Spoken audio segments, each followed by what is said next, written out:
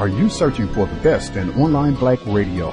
Then go to blacktalkradionetwork.com, helping you filter through the noise. Real talk, black talk.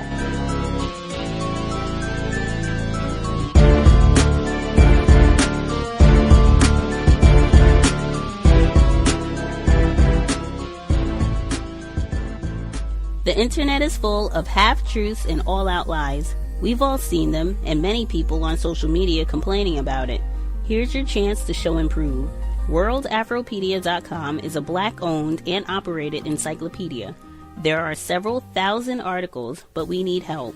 We can't uncover all the truth ourselves. So please, join us and become a writer, editor, or blogger for WorldAfropedia.com today. Every little bit counts.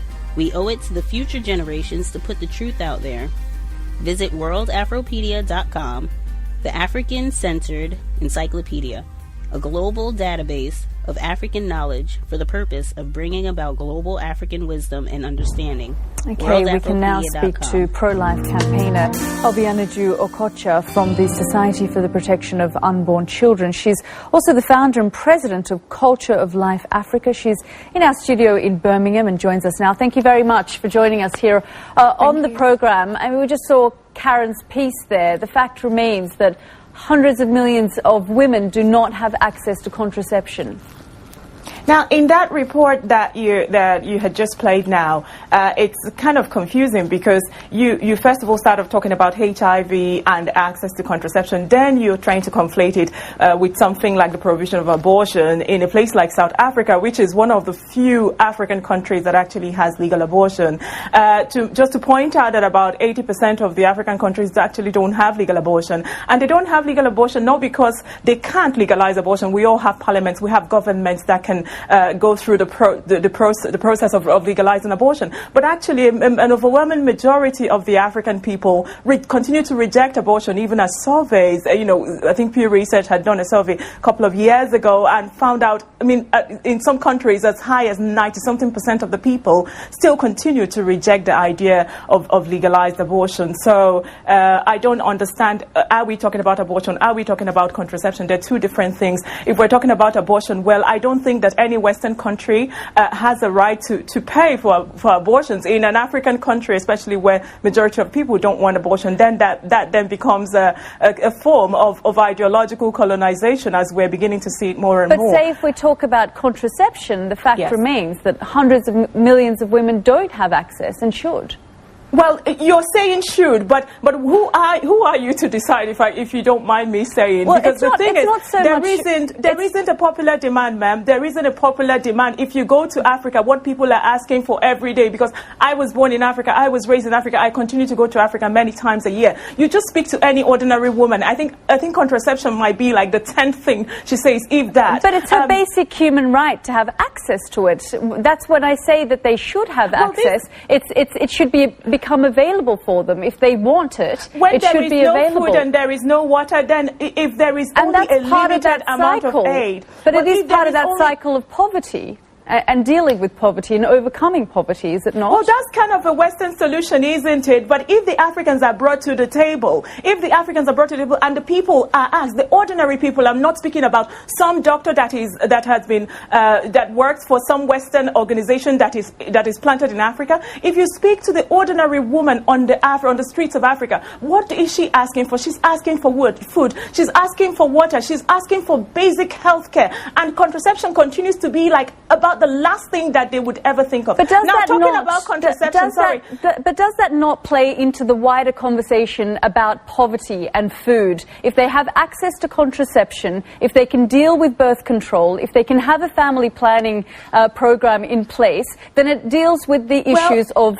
poverty as well. That is the Western solution. Why don't you listen to the people first? Now, talking about something like contraception, in all this talk about contraception, the one thing that I have never heard of in all my time trying to track all these things is something like the side effects of contraception. No one ever tells the African women when they come to promote contraception across the different African countries. No one talks about it. Now, recently, I spoke to some women in Africa who had contraception inserted into them. I think it was something like the IUD and the implanon. And these women were crying. I found myself consoling women who had actually been experiencing these side effects that they had never heard of before. No one ever told them. But someone from a Western organization, one of these Western organizations in Africa, came and put the IUDs into them and told them this is what you need to come out of poverty. That is not what African women need. That is not the single indicator to come out of poverty. What Africans need is education. They do, indeed. It's about education as well, so that they understand their basic human rights. It's not just about the West coming and imposing something.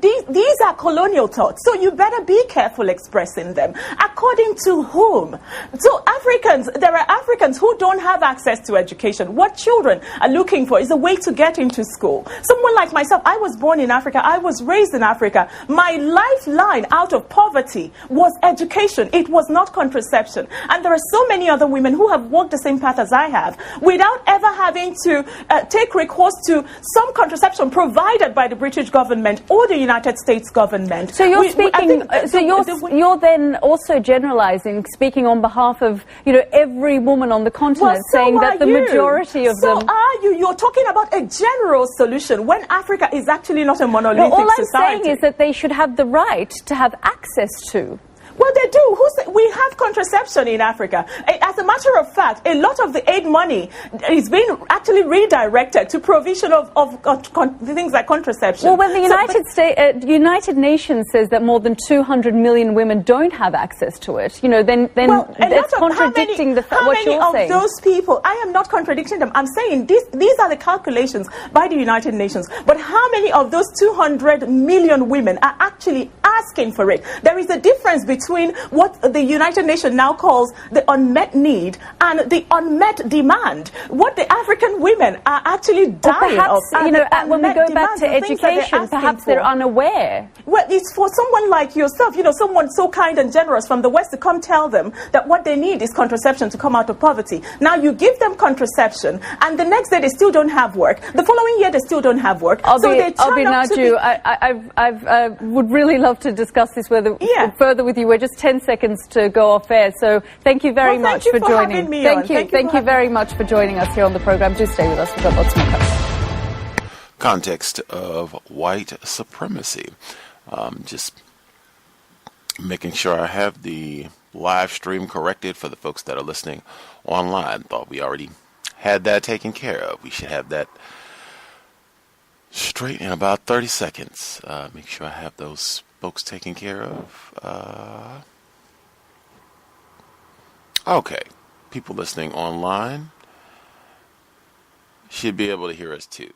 My apologies, thought you all were already listening.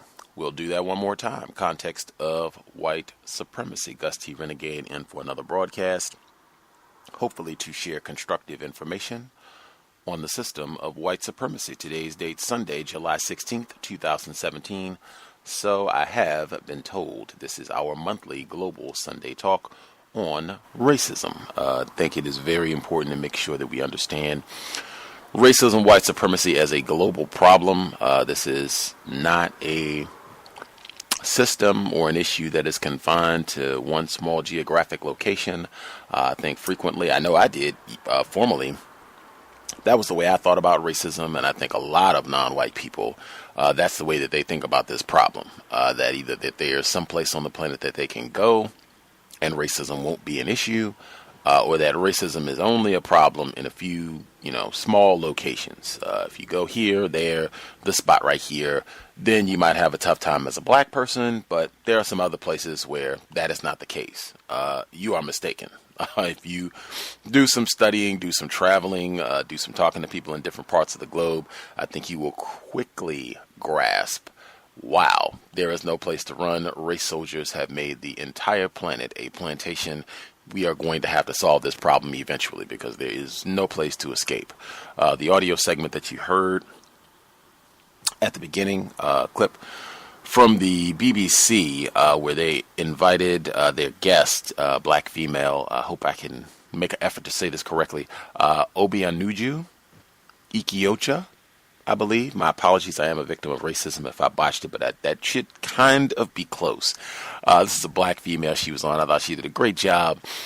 Anytime white people are trying to make it seem like, oh, we care about the niggers so much, and, we just don't want to see them mess themselves up, not allowing females there to have access to contraceptive. I mean, oh my gosh, you all are like heathens or something. I mean, we can't allow this to go on. Anytime that whites are taking a position like that, there should be tremendous skepticism, tremendous suspicion, like, whoa, white people talking like they're concerned about black people, we want to make sure you all are taken care of? Yikes. Now it is time. Let me back up. Let me pay extra close attention to what you're trying to pull here. It seemed like she had the perfect understanding of that and just continue to emphasize you all are running in and trying to convince people that they have a problem that they don't even seem to think, wow, this is a major issue for us. We need to do something about this. They don't even think that is the issue. They're talking about we need clean water and other things that'll help us solve some of our, significant, important daily problems. Not, oh yes, and let's make sure we get some more Depo-Provera that'll really have us feeling great and solving our problems. Yeah, right. Killing the Black Body, Dorothy Roberts, Harriet A. Washington, Medical Apartheid, just some of the books we dealt with this directly. I think you could even put that in eugenics. We've talked about that with a number of different guests, programs, reading material. That's it. Already have some of our folks with us to participate. I definitely want to go back from last month. We were talking about the Grenfell Fire situation. We'll get an update on that, how things have transpired about a month since the actual fire, some of the other major issues that have come up over the last week, and anything other folks want to make sure that they touch on as well. Some of the folks that we have with us early, I think Frank Fanon, are you with us, sir?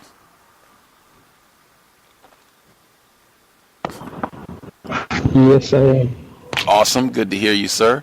Let's see. Mr. Fox, one of our investors, he's done great work getting a lot of the YouTube videos up where you can access archive content from the cows on the YouTube channel. Always appreciate hearing his views. He's been listening for quite some time now. Mr. Fox, are you with us, sir? Yes, I'm here. Greetings. Can you hear me loud and well? Crystal clear. Thank you so much for sharing some of your Sunday evening with us. Andrew was trying to get him on. There might have been some interference or what have you. I called him several times, called him with everybody else, and we're having some difficulty. So I'm going to try to work to see if we can get Andrew on the line with us and Lorraine as well. So we'll have to work it out and see if we can continue to add as we are moving along in the broadcast. While I'm working to get the other folks with us, just since we started off, you all were here from the beginning. Any thoughts on this segment where this is from the BBC, where they are talking as though, yes, this is a major problem. We need to get more contraceptive on the continent. Maybe I can just do the last name so I won't sound so ignorant. Speaking with Miss Ikiocha. Any thoughts from the segment? I think that was from the BBC from just this past week. I guess we'll start. Frank, any thoughts on the segment?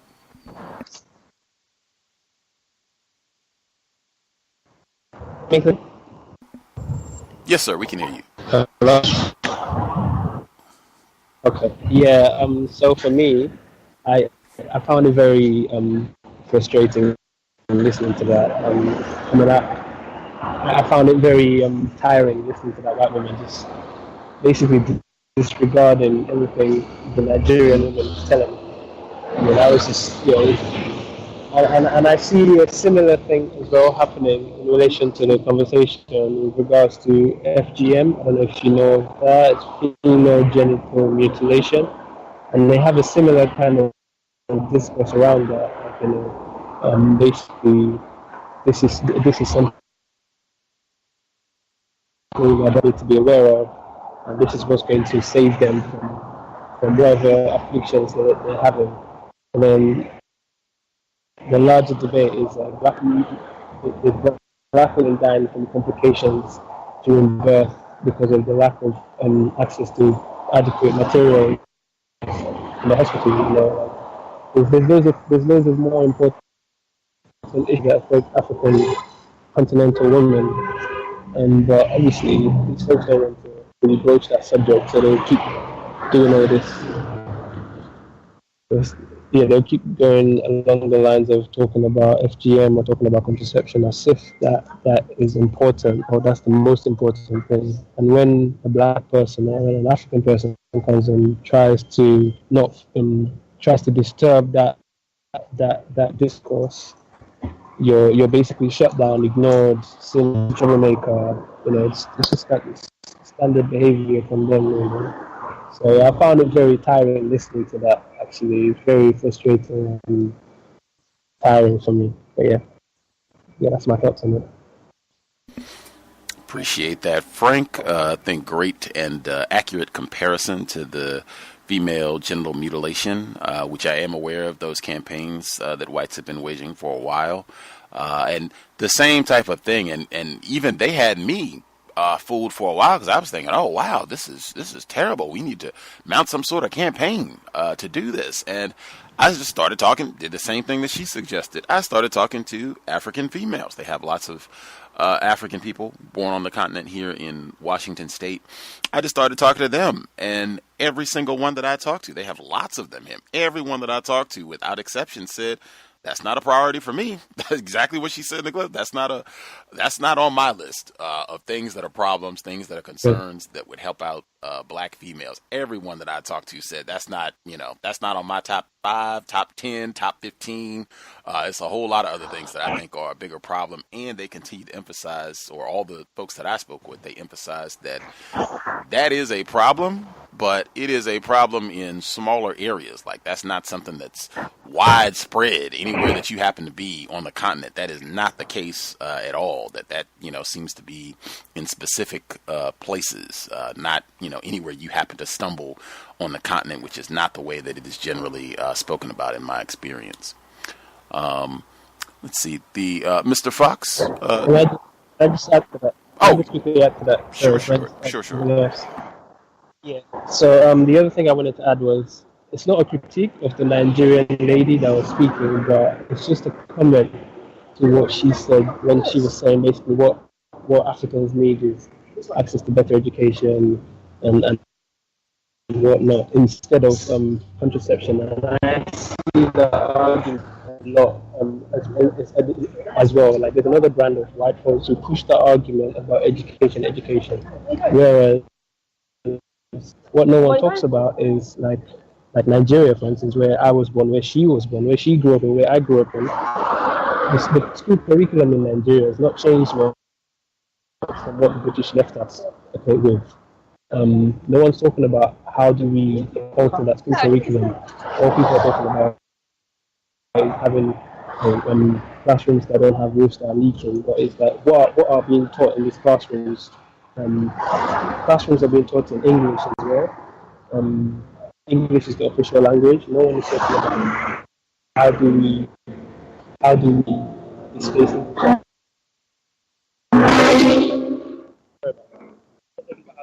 English as the official language, and how do we replace it with, the other 400 or 500 other indigenous languages that are spoken in the area known as Nigeria. So even what she kind of even what the Obiageli woman, what she said, what she was trying to say in response, even that it's like to another type of more refined white person, that is just as dangerous as the conversation about Africans need more contraception. Yeah, that's all I wanted to add. Right on. Definitely appreciate the added commentary. Words are very important. Language, whatever language that we happen to be speaking, us speaking English because of racist man, racist woman. I was just listening to the audio segment yesterday when Mr. Fuller was talking about that in terms of what language, what words are actually being used in the school systems in Nigeria, what actually people are being taught. If we're going to say that education is what we need to solve the problem. And I guess just for Frank, I guess you're aware, if you could be mindful. Seems like there are a lot of traffic and people around, so that we don't have to work too hard to make sure we can hear what you're saying. Just seems like a lot of folks talking as well. If you can, if there's a quieter corner maybe of where you are, that would be helpful also. Mr. Fox, did you have any commentary on the segment that we opened up against, that we need to get more contraceptives on the continent? From what I could hear of it, it just seemed like the classic three T's: trashy, tacky, and terroristic. Out of all the problems Africa has, contraception should not be number one or even number two on that list. But we have seen it many times, especially within what happened in Haiti as well, that contraception was one of the main supplies which was sent to Haiti after the earthquake. That is their number one weapon, is to depopulate a lot of non-white countries, especially Africa. But they keep on pushing this contraception, where she was deadly adamant on it, and this education as well. It's just tacky. It is the three T's. She was practicing racism. She was doing what she was supposed to do. She's a white person. But contraception in Africa, out of all the problems they have, that is not the number one. But for the Western powers is Western white supremacy and Eastern white supremacy. Russians. It is unmuted. It's standard operating procedure. That's all I've got to say on that. Triple T, I unmuted myself briefly. I had muted my line, so some of the people on the phone line weren't able to hear, but corrected. That was just I had hit my mute button. And there's Andrew. So hopefully we can get everything corrected at the same time. Let's see if... are you able to hear us, Andrew? With us? Maybe we did not get Andrew. Dang, thought we got Andrew taken care of. Let me try one more time since he just rang in, see if we have Andrew with us.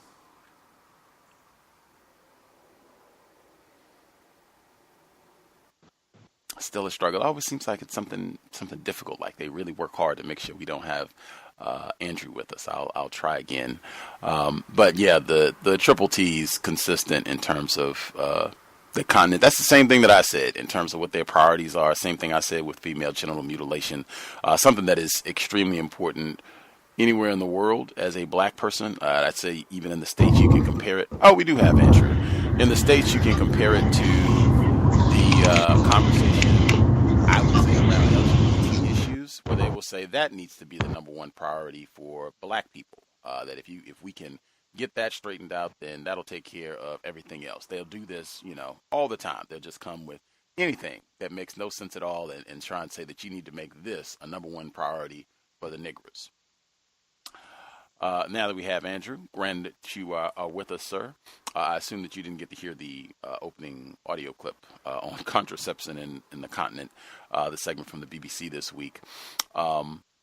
We will transition from that, and I'll remind listeners, folks on the phone line who can now hear us, or people that are listening online, if you have commentary as well, feel free, dial in and try to take advantage to ask questions. We have listeners from different parts of the world. If you have any questions that you want to ask them, feel free to take advantage and ask. When we had, I think all or most of you all were with us this time a month ago. It was literally days, hours after the Grenfell Tower Fire. Dozens of people perished, well over 75 people. Still don't have a exact, accurate count for the number of people who died. And I even this week have seen police reports where they still have been saying, hey, same thing they said with Hurricane Katrina. We don't even know how many people are going to die. Might not be possible ever to figure out how many people died from all this. Who knows? Anytime you have black people, victims of white supremacy, in a situation where there was a loss of life and you start having white people talk like that, very dangerous. That, in my view, is standard operating procedure and has been used repeatedly to just show the lack of value, concern for black life. And we don't even know. 5 black people die, 10 black people die, 200 black people die. Who knows? Who cares? Just another dead Negro. I'll go around and get commentary from everyone on kind of what you've observed, what your thoughts are 30 days out from the situation in Grenfell. We'll start with Andrew, since you were just able to join us. Good to have you back with us. Any thoughts 30 days after the Grenfell Tower blaze?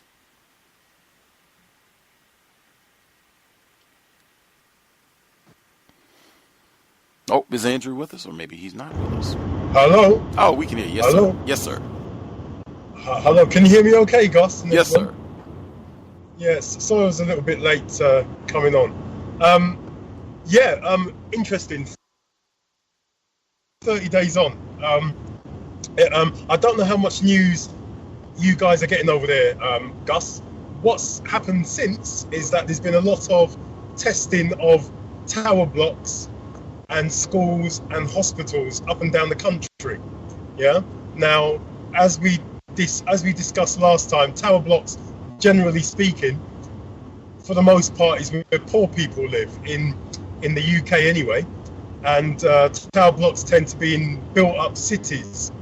And you see, a lot of people are saying it's poverty, it's not about race, but quite obviously, you know, very many of our people, non-white people, black people, African people, live in poor areas, you know, live in tower blocks, effectively, right? So it's still about race, that's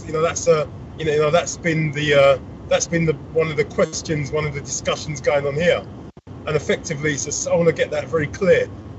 If we are predominant in these environments, right, that of substandard housing, it's about race. That has to be said.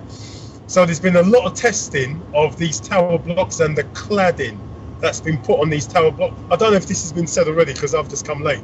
And every single tower block, to my knowledge, that's been tested, the claddings come back as unsatisfactorily fitted, right? So in other words, people have been living in death traps for years. That's a big issue. Not only with the cladding, but also with the other fire precautions. So, lack of sprinkler, lack of everything. The whole, these places are death traps in every sense. Yeah, including some hospitals, as far to my knowledge, and I think a couple of schools have been tested as well. I can't remember the outcome regarding the schools. Yeah, so that's, so there's that. Also, you may or may not know, this the government here says, or the police have said, 80 or 81 people are known to be dead. However, people in the local area, their count, their knowledge puts it at a lot higher than that, puts it in the 100 or hundreds that are dead. And, I don't think the police, it seems like the police are not willing to go any higher, right? Again, personally, I think for particular reasons around race. I mean, it's interesting that there's been no discourse, probably except for only on this program, about because what I did see on TV, I did see that I saw one program where they showed the pictures of the people on different floors that have died, right? And all of them, pretty much, right? Not all of them, but mostly all of them are predominantly non-white, right? So I just don't think the police want to push that any further, because again, you've got to again have a discussion around colour. That's what you've got to do, and it seems to me that the whole thing has been moved away as far as possible from that. So so that's what that's a lot of what I've seen. There's been other issues around them appointing a judge. And this particular judge that's been appointed by the government decided, a major case that he had was around where he decided to move a black woman well out the area to God knows where. I can't remember where it was, Milton Keynes or some far place outside of London, away from her friends and family and away from where her daughter was going to school. I can't quite remember the ins and outs of the case. I think it was around a suitable place to live. One of the other people on the show might be able to give the detail. But that was what this judge did, and that's why the people that the survivors of that fire do not want him on the case. That's the judge that's just been appointed by the government. Okay, so in other words, the government's got a known racist to preside over this case, and that's what you've got going on, right? So a lot of other little things have happened, but I just wanted to point those. I mean, those were the big points that have stood out to me.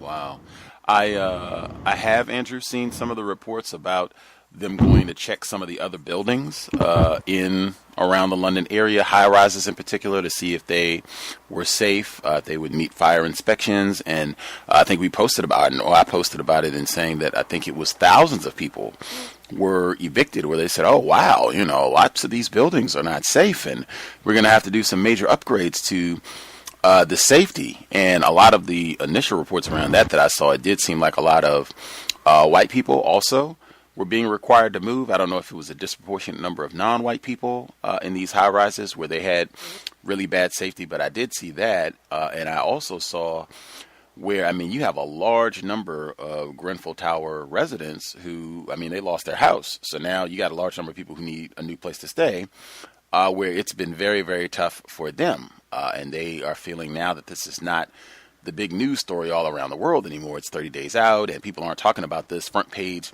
every day. They're feeling like, wow, we are really disconnected and we don't know what's going to happen. We're not getting resources.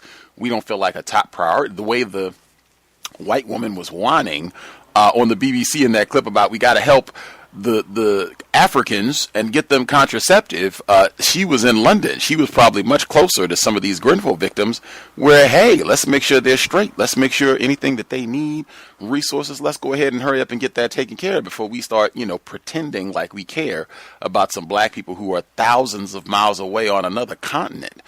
Just really quick before I get to our other folks, Andrew, have you any commentary or any thoughts, what you've seen in terms of the Grenfell Tower residents and getting, new housing, new location for them, the survivors? Yes, yes. So it's a joke, basically, right? So, oh dear. You see, I've heard two different things, right? I heard that Theresa May, right, about 2 weeks ago, 3 weeks ago, and again, one of the other people in the UK might know more about this. Apparently, right, she offered some newly built complex whereby each apartment cost between £500,000 and £1 million.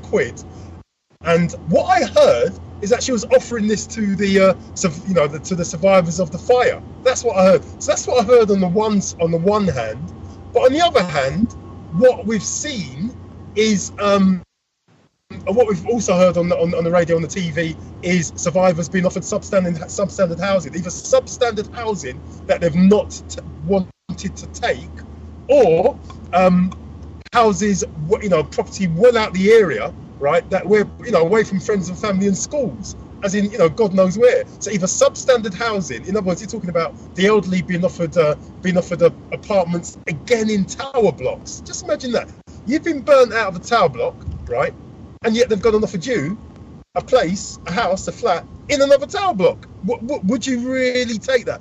How sensitive is that? How sensitive is that, to your needs, right? So you've had a lot of people not wanting to take substandard housing simply because, knowing this government, local authority, Kensington, the richest borough in London, as far as I understand it, right? 5 years from now, what's the guarantee to say that they wouldn't be left in there? What's the guarantee to say that they wouldn't be left in there? Because that's standard in the UK, right? They say you're going to be in some temporary accommodation 2, 3, 4, 5 years down the line, you're still there. And that's common practice, right? It's not a joke. So those people do not want to take substandard housing, right? And you are right, yeah, because a lot of those dodgy places to live, that also affected white people, yeah? Now, what that tells me is that the reason why the government's been forced to do something about it is precisely because it affects white people too. So they have to do something about it. If it only affected black people, would they do something about it? Would they do something about it? That's the question. Yeah, that's the question. Or if those black people, non-white people I was gonna say Trinity Tower, but in Grenfell Tower, if they didn't have white people championing their cause, which is what you got a lot of white liberal people sort of handing out boxes, handing out food, but and that's I have no problem with that redistribution of justice, right? I have no problem with that. But if they didn't have those people championing their cause, would the government do anything about it? I don't think so. So yes, you are correct. A lot of white people have been affected by dodgy cladding on dodgy towers, right? But that's precisely why the government is forced to spend money, forced to do something about it. Yeah. So that's from my point of view. That's the way that's the way I read it. That's the way I see it. That should sound painfully familiar to a lot of black people, really anywhere in the world where there is a problem that you didn't create, and the remedy is, when we get your new housing together, we'll put you somewhere out in the sticks where you used to live at the middle of the city. Now we're going to put you, 30, 40 miles outside the city, something where you're way far from family and friends and your amenities and what have you. That seems to be global standard operating procedure. Let's see, Mr. Fox, we'll go with you next. In terms of observations since Grenfell, I don't know if you want to touch on any of the points that Andrew was asking about in terms of new housing for the former Grenfell residents, or even some of these evacuations that they've had from some of the other high-rises that they deemed to be unsafe. From what Andrew said, I agree with everything Andrew said, but I'm not surprised that these people are not going to be getting any justice whatsoever. And with this government, what it likes to do, as Andrew, pointed out, they will keep you in these other temporary accommodations for ages. So they're going to move these people out of the area because really they don't want them there anyway. But I don't see, on another account, how the body count is still they've moved up from, I think it was 74 now to 80. Now, I don't see them revealing the true figure of how many people actually died in that fire for a good amount of years before people completely forget about this fire, because people, as it is now, people have forgotten about the fire and moved on. I was very surprised with how much attention it was getting, especially internationally as well. You had people like Jennifer Lopez wanting to do concerts for the victims.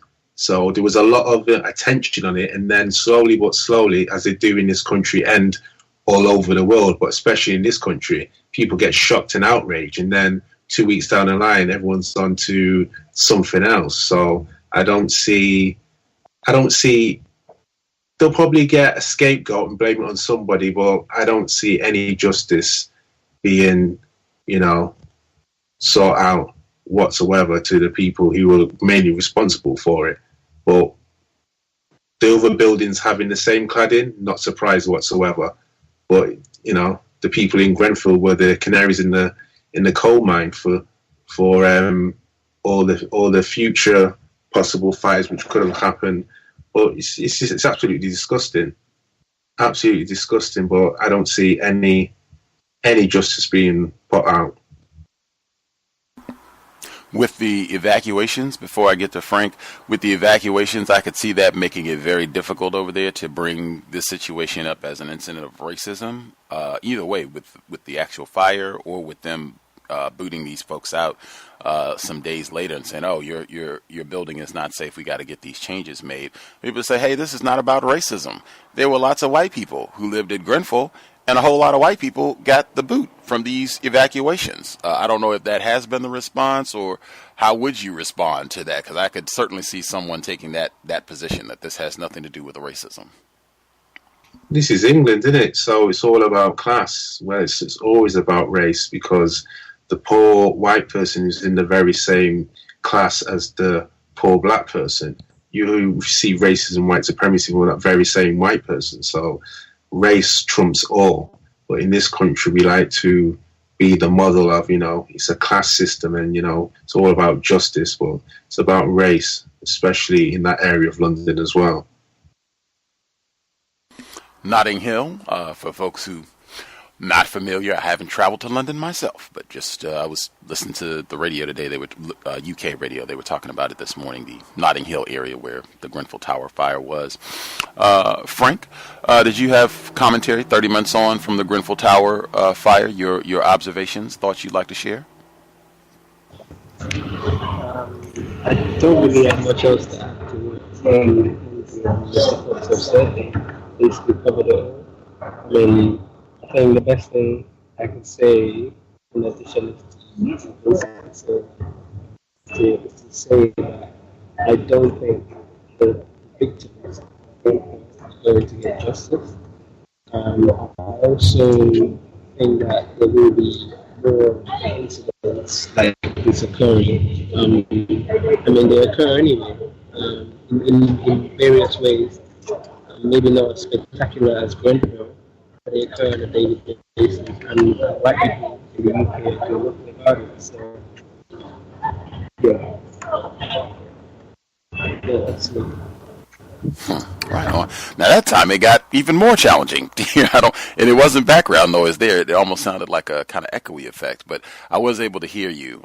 Just wasn't as clear as last time in terms, you think there could be more of these types of incidents. You agree with what was said. You don't think there's going to be justice for the victims, which, I agree with as well, in terms of what happened. And there could even be more of these types of incidents. I would also say it seems like very interesting timing for this fire, given the timbre of everything that's happening over there, and you all are still going through the Brexit motions and the terrorist attacks that have been popping up across Europe. Kind of an interesting time for the fire to happen. Act like and even contrasting, I guess, the empathy and how they've responded to these terrorist attacks, and whether they happen to be in England or in another part of Europe. And then the response to the fire. Folks can remember like the Charlie Hebdo situation where they went crazy on that and everyone was pretending to be French and we got to help everyone at Charlie Hebdo. Can kind of compare and contrast the amount of empathy, sympathy, help these different events. Before I transition to the next event, remind folks this broadcast is only 90 minutes. This is not our normal broadcast. So this is not one, if you're listening, where you can just hang out and I'll chime in at the end. No, we are already beyond the halfway point in the broadcast. So if you have commentary you want to share, questions, you should go ahead and get your hand up to get your comment in.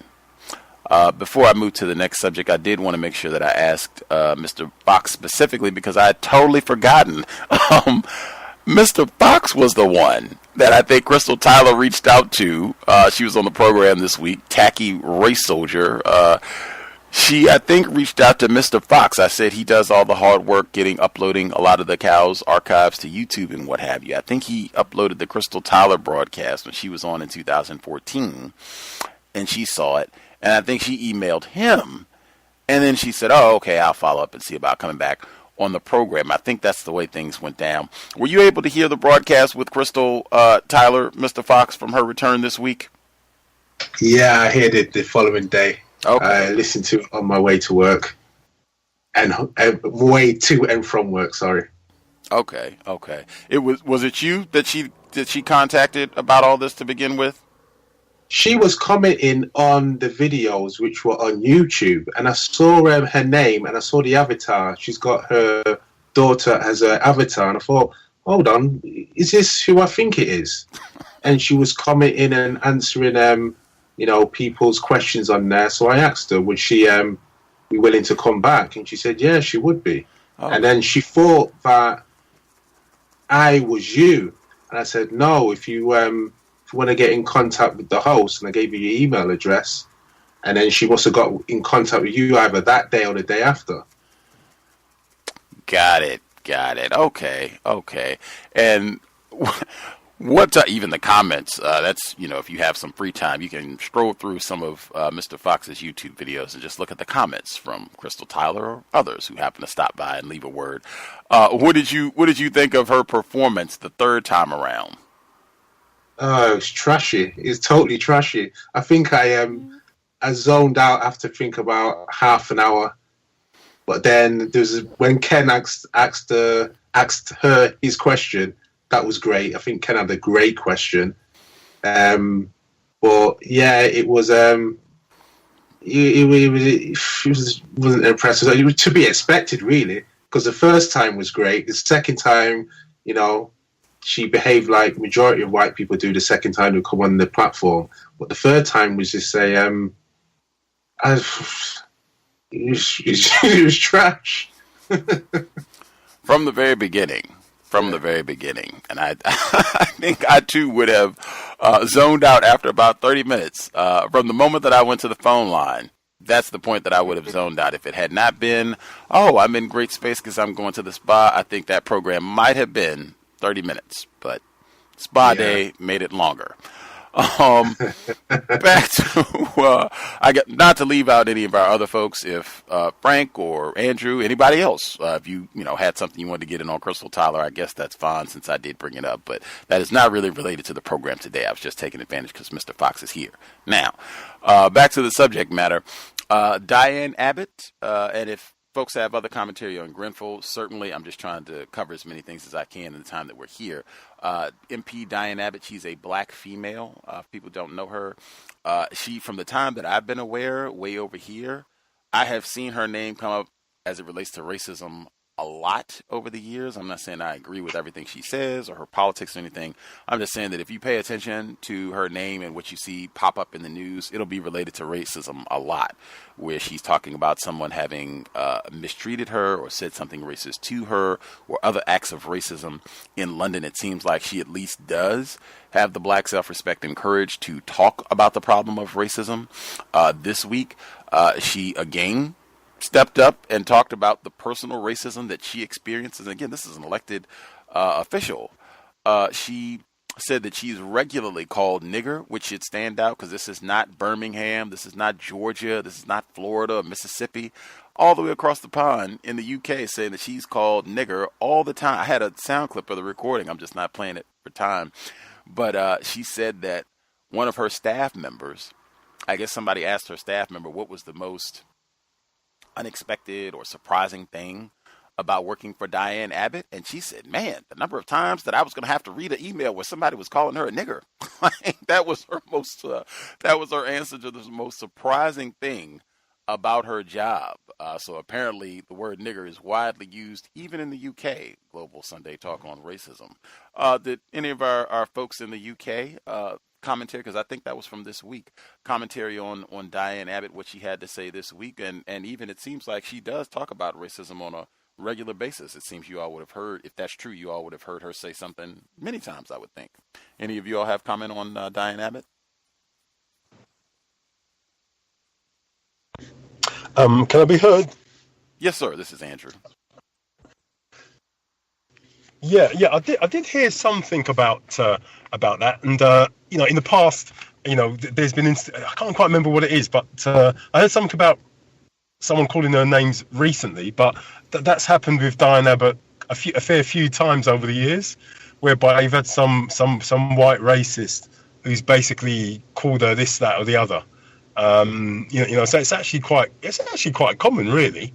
And you see, she used to do quite a successful conference in London called I think the title of it was London Schools and the Black Child, right? I don't know if you've heard about it over there, Gus. These conferences, she began them and they went on for quite a few years in London.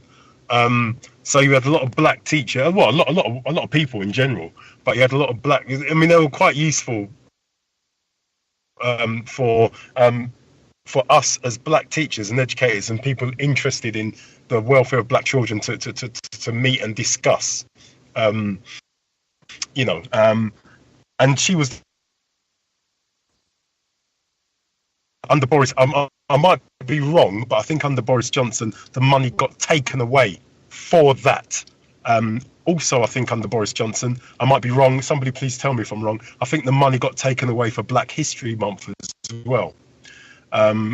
So that's so I think that tells you what Boris Johnson's all about, and he might be our next prime minister, because at the moment the whole Tory party, they're all fighting amongst each other to who's going to be the next leader of that party. But no, I think with Diane Abbott, and just recently you may or may not know that she has been ill. Yeah, so during the election, the reason possibly why you've not seen a lot of her is because she was ill, and I think she is diabetic. So yeah. She's up there, and a lot of white people take pot shots at her. I think someone's told me the other day that right now you've got the most amount of black councillors than there's ever been in the UK.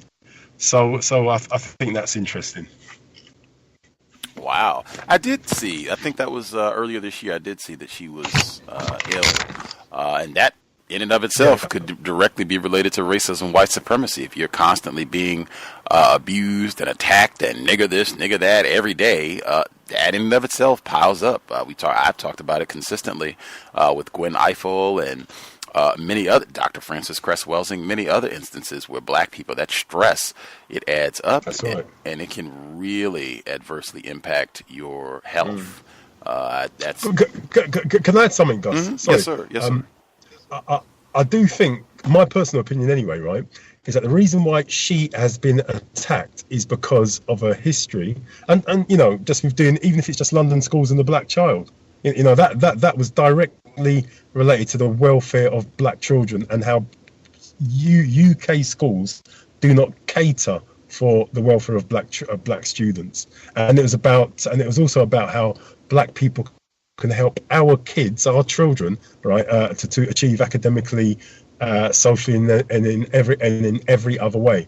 And they don't like that. Racists don't like that. And so you can contrast that with people like Chuka Amuna, who's in a he's got a white partner, and really I don't hear a derogatory word against him at all by anyone. I'm not saying you're never going to hear one. But I've never heard it personally. Somebody else might have done, but I haven't. And he's the councillor, as I understand it, for the borough where I used to live, where my mum lives, Streatham. So I just thought I'd just add that. That makes logical sense. And I had not heard about the education program that Diane Abbott conducted. Not surprisingly, I'm all the way over here. But yeah, that would make sense if she's been doing this for a long time and trying to get constructive projects that address racism and even things to help black children and non-white children. Absolutely, I could see why racists would be upset, and let's do everything we can to make things difficult for her, or even, see if we can mess her health up so that she will have less energy, less ability to do these types of things.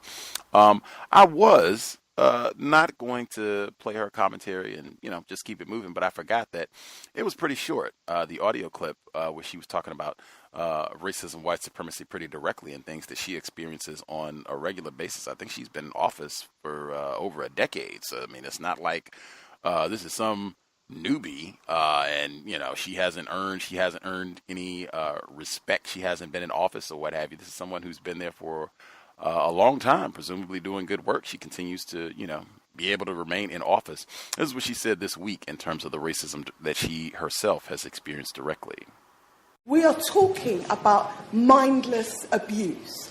And in my case, the mindless abuse has been characteristically racist and sexist. And just to outline, I've had death threats. I've had people tweeting that I should be hung if, quotes, they could find a tree big enough to take the fat bitch's weight.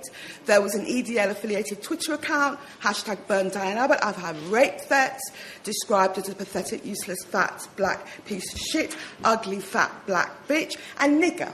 Nigger over and over again. And one of my members of staff said that when people ask her, what is the most surprising thing about coming to work for me? The most surprising thing for her is how often she has to read the word nigger. And this comes in through emails, through Twitter, through Facebook. I think the rise in the use of online has turbocharged abuse.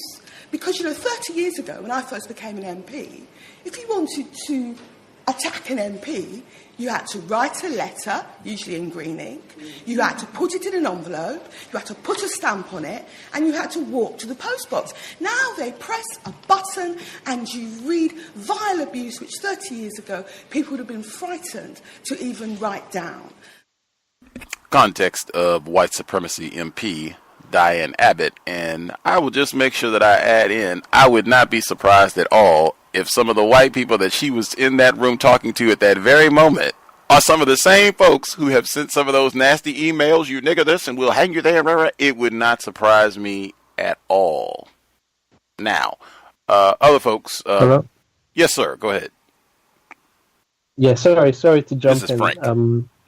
Yeah, this is Frank. Yes. Yeah, sorry to cut you short there, but I was actually going to say that I believe that the point you just made now, that's actually a true. It's actually a correct point in the sense that the people in the room, most of them have most likely used the word nigger because the context within which she was talking has to do with the fact that another MP, white MP, recently used the term nigger on a woodpile to describe the kind of conundrum that Britain would find itself once the Brexit negotiations are over, and now they are to deal with that conundrum of Britain basically becoming now detached from the European Union. And the best analogy or the best metaphor she could use, this white MP could use to describe that, is to describe it as the nigger on a woodpile, and she said that, but she didn't know that the person she was telling that to was secretly recording her. So I think it's within that context. I think that's the context that Diane Abbott is speaking on. So, and if one white MP has used the word nigger or used it in the context of nigger on a woodpile, then other white MPs are using it. Okay, and I think she was talking amongst fellow MPs there in that clip. I might be wrong, but I think she was talking amongst fellow MPs about this other MP who'd used the nigger and the woodpile metaphor or analogy and had been suspended. I mean, Diane Abbott gets the N-word chucked at her every time, and I think that the way she gets attacked, this is basically white people attacking the rest of us black people because they don't see us as being separate from one another. All black people are the same to them. So she is like a symbolic representation for the rest of us ordinary black folks. And so this is what they think of us. This is what they think. Like my neighbor, she's a white woman, but I'm pretty sure she thinks of me as a nigger. The people I work with, they think of me as a nigger, and I basically take that as the reality. I don't walk around like thinking that, oh, maybe this one is different than the other ones. No, I just see them all as thinking of me as a nigger, and I proceed along that vector. So I mean, the stuff that Diane Abbott is talking about, that stuff, I mean, there was a bit that happened in the run-up to the election as well, where she was basically getting attacked for doing the same, for having mishaps, for making errors that other white MPs were making. Theresa May was making similar errors of forgetting names and forgetting figures.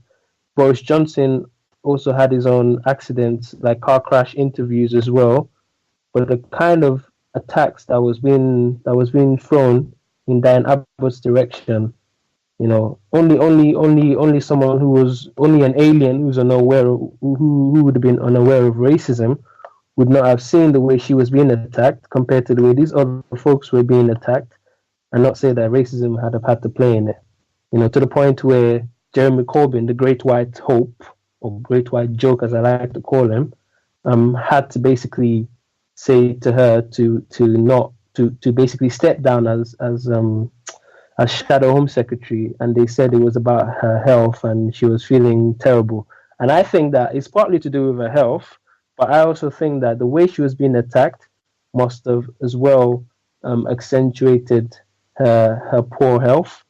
So that's racism basically making you feel more unhealthy than you already do. And also, I also think that Jeremy Corbyn saw her at that moment when Labour were close, or when they thought that they were close to winning the elections, must have seen her as a kind of liability.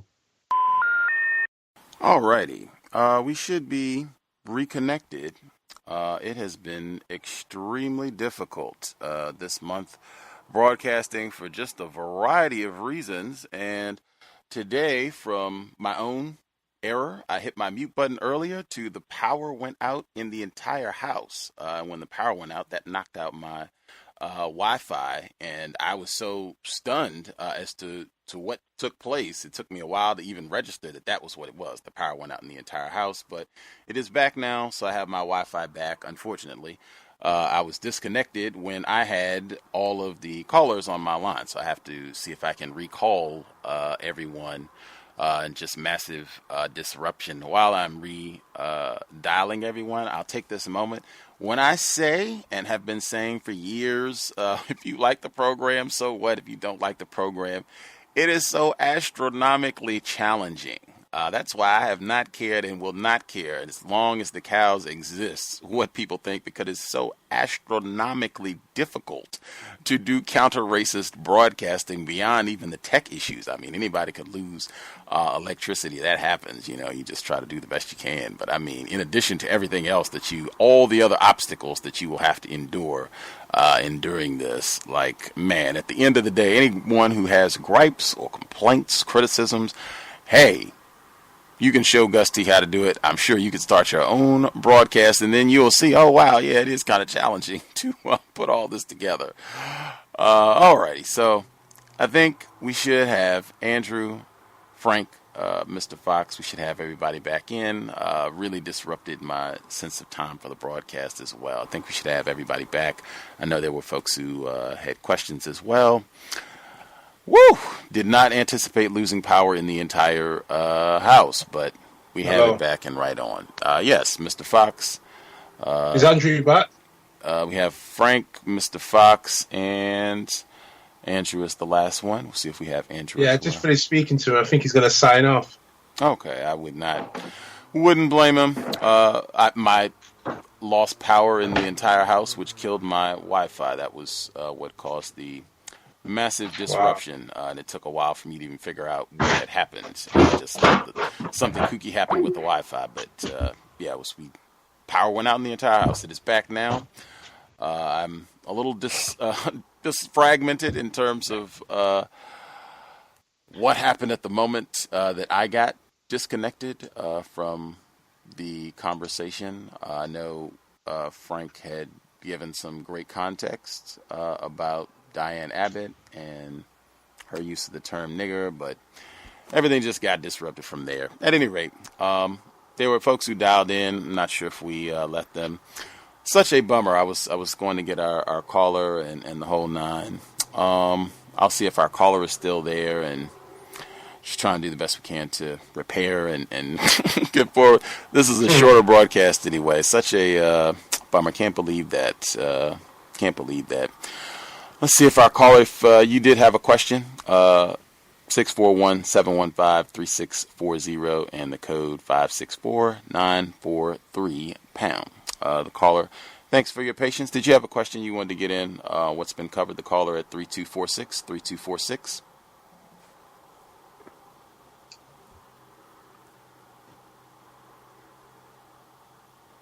Caller at 3246, last four digits. Are you there?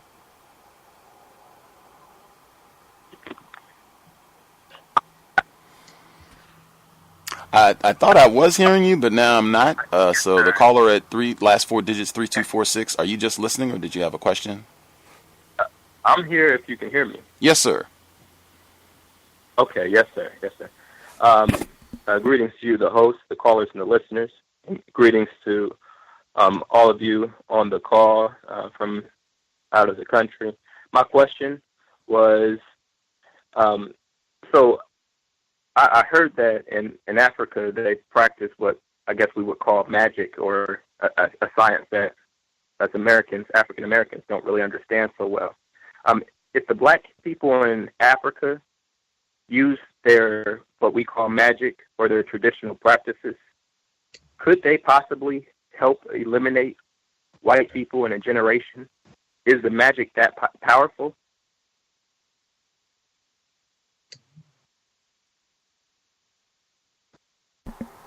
I guess Mr. Fox, Frank, did you all hear the question?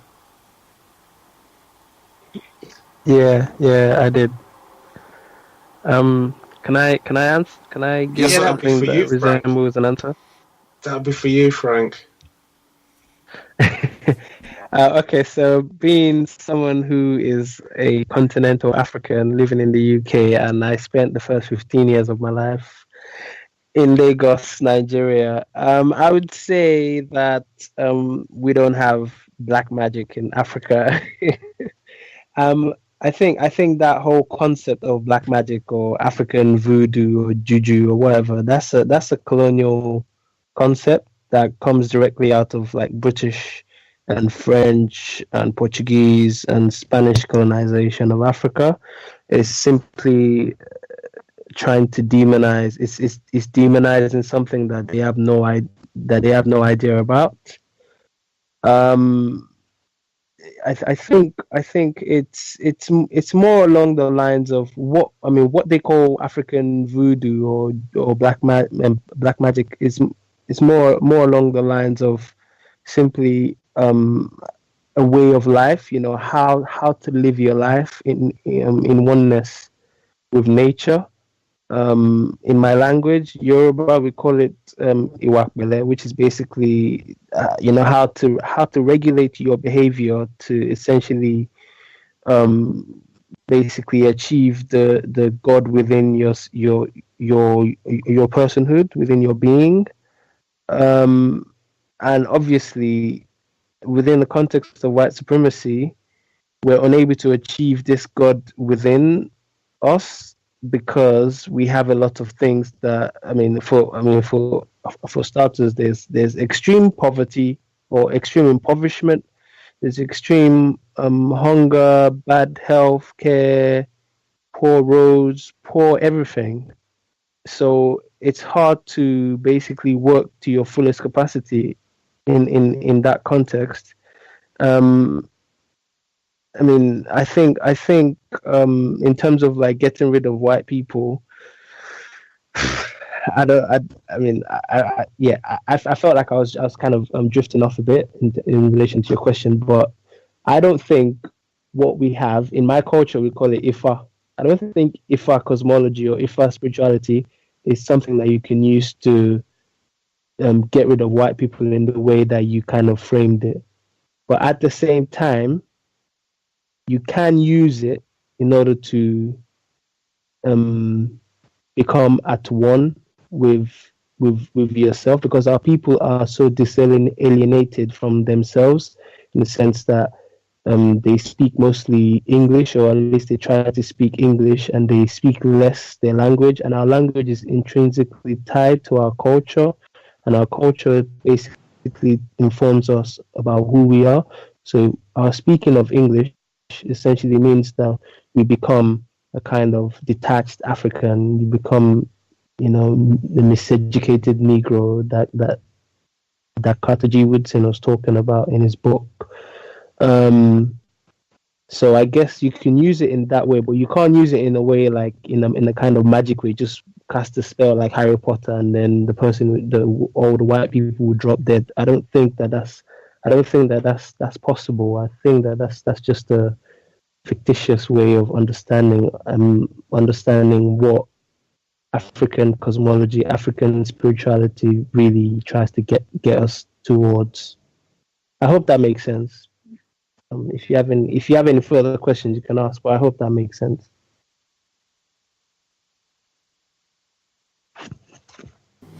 Did that answer your question, sir? Yes, sir, it does. Thank you. Right on. If other folks have a question, remember this is a short broadcast. If you have a question you want to get in, 641-715-3640, the code 564943#. Press *6 if you would like to participate. Thanks for your patience again to our callers and participants. I did want to make sure, because that's where at least I got booted from the conversation, when Anne Marie Morris, I believe that's the suspected racist MP who made the comments, used the phrase nigger in the woodpile when she was talking about the problems that may come up with Brexit. She got suspended, and MP Diane Abbott, she was responding to this phrase. That I also found interesting. The fact that that phrase is used in the UK. Like, are you all familiar with that phrase, Mr. Fox? Frank nigger in the woodpile? Like, is that a phrase you have heard in your life, your times growing up in the UK? I've never heard that in the UK before. In fact, the first time I came across it was one time I was listening to the C.O.W.S show archives, and it had come up in one of the conversations that you were having with one of your guests, or on a show on a C.O.W.S show. That was the first time I ever heard of it. And earlier this week, I was meeting up with a group of black friends that we meet up like every week just to talk about racism, but from a more academic point of view.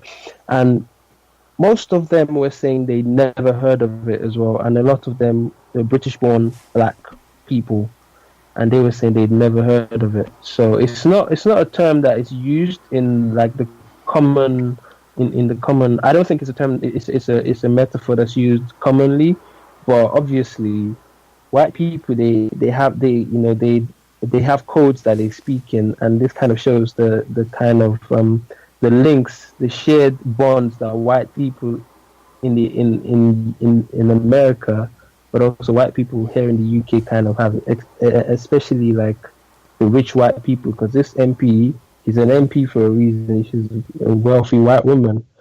So, and I'm pretty sure if we dug into a family history, a family was probably involved in the slave trade in one way or another, or she's married into a family that's involved in the slave trade, that was involved in the slave trade. So, yeah. Wow. Mr. Fox, has you heard that phrase before? I only heard it on the C.O.W.S. I've heard you say it, and I've seen news segments you've played where it has been used, and I have used it in one of the videos I've done recently, about a month ago, where they actually had that phrase played out in one of I think it was the last Friday the 13th film, where Jason throws the axe in the black character's back and he falls into a pile of wood, and then you gave your analogy on it. So yeah, that's an old time saying. It's a very old time saying. A lot of the older generation white people, that's something they would say, especially within the arena that she finds herself amongst. So, you know, when she's in the confines of fellow white people, that kind of language gets put out there. But obviously this white person she was talking to had a disagreement with her. So that's how you actually do find out about what actually goes on behind closed doors within white people, is when, you know, white people have disagreements with each other. This is when you find out about this stuff. But yeah, that's a classic for the racist suspects and confirmed racists. Absolutely. I was not pitching that question, trying to get a plug in for the C.O.W.S or anything like that. I was, really, and I am sincerely curious, just seeing, is the phrase used over there? It seems like no, because I think both of you all said that you hadn't heard it before, other than C.O.W.S content. It's not a phrase you had heard people using and what have you, just growing up and folks around you. That's the same for me. I had never heard the phrase either growing up. I think I heard it after I started doing the C.O.W.S, and then it was, I think, a U.S. politician or someone got in trouble for saying it somewhere after the election of President Obama. Somebody said it, I think, in a context related to him. That was the first time I heard it, and then I just started paying attention, and then I started seeing it subsequently. But even for myself, it's more recent for me since I was doing the C.O.W.S that I heard the phrase in that video that Mr. Fox talked about. Just paying attention and seeing it, how deeply racist man and racist woman worldwide, they understand the system of white supremacy. And even that scene in the film that he talked about in Friday the 13th, I mean, they understand. White people and Marie Morris, I know she would understand the subtext of what that scene is conveying. Oh, nigger in the woodpile. When Jason is chasing this black person, ultimately kills him, and the black person falls on a pile of wood, she would get the joke. That's what they have, these little racist jokes all the time. I'll post Mr. Fox's video so you can get the visual. But also just adding in, I think with that phrase also, I've heard it used where a white person is using that phrase to suggest that they have some sort of black ancestry, meaning they might have a great grandfather or grandmother or uncle or somebody who is a black person, who is a family member. I've heard it used in that context as well to suggest that that's their little secret, that, they've got, they're not completely made of DNA from individuals classified as white. I've heard it used in that context as well. And I think if someone challenged me, I could produce links, evidence to support. I thought that was... Yeah, go ahead. You know what you said regarding the term being used to be pointed against a white person who might not be, fully white. Is there another term as well for that? It's got something to do with sheets, if I'm not correct. With sheets, S-H-E-E-T-S. Yeah, with sheets to put on your bed. I swear there's another one, but I heard it in a film, and it was like around the 30s and 40s, and it was about a white person who might have had a black person in their family, and it's something to do with sheets, having dirt on the sheets or something like that. Wow. I need to try and look up. Yeah. I think it was a film. It was about a film where a white woman was in a relationship with a black man, and it was like early 1900s, but it followed the family, like the son from that relationship, the grandchild, and throughout the line. But there was something said. Someone said something along them lines, but this was like when I was probably about 14. But, certain things you watch, even though you're confused, it kind of does, you kind of, a side eye to it, or it kind of stays in your mind. But I remember something about sheets being dirty, or there's a speck on the sheet, which symbolized that this person might have a family member who was not white a couple of generations back. I'm going to have to try and look for that. Let us know if you track it down, because that sounds like a new one to me. I can't even recall that one myself. So yeah, let us know if you recall, if you track it down. I do know that there is another phrase that's used in the same manner, a touch of the tar brush. That's the phrase that, for same concept, a white person, they've got a black family member or non-white family member, generally black, but non-white family member somewhere in there, a touch of the tar brush. And I've heard that one, yeah. There you go. I can even point to specific movies where I've heard that. I think one of Harry Belafonte's 1970 films, that is the central plot of the movie. A white person is up. I think a white person even kills another white person because this white person has threatened to reveal that they have a touch of the tar brush, and I think they use that line specifically. But yeah, the nigger in the woodpile thing was great language of white supremacy, and even the impact that enslaving black people has had, that ends up becoming a metaphor. That becomes an easy way that I can relate and explain concepts. I can compare. Anytime I'm having trouble explaining Brexit to you, I could just come back to something that we're all familiar with, terrorizing black people. Yes, the niggers in the way. Yes, okay, now you understand what I'm saying. I'm bringing metaphors. They are so important. That's why I harp on them. I can add that to my collection when I do my metaphor program. Anne Marie Morris can get her in now and make sure we have international perspective. And I can include one more for nigger in the woodpile, the sexual connotation I was talking about. I'll make sure I include two. Unless folks had anything else, that is our 90 minutes, tech issues and all. Anybody have additional commentary they wanted to make sure they got in?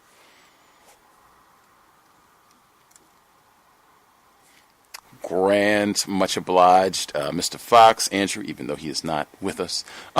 Great commentary while he was here. And Frank Fanon, thanks. On Thursday, 8 p.m. 8 p.m. Eastern, 5 p.m. Pacific.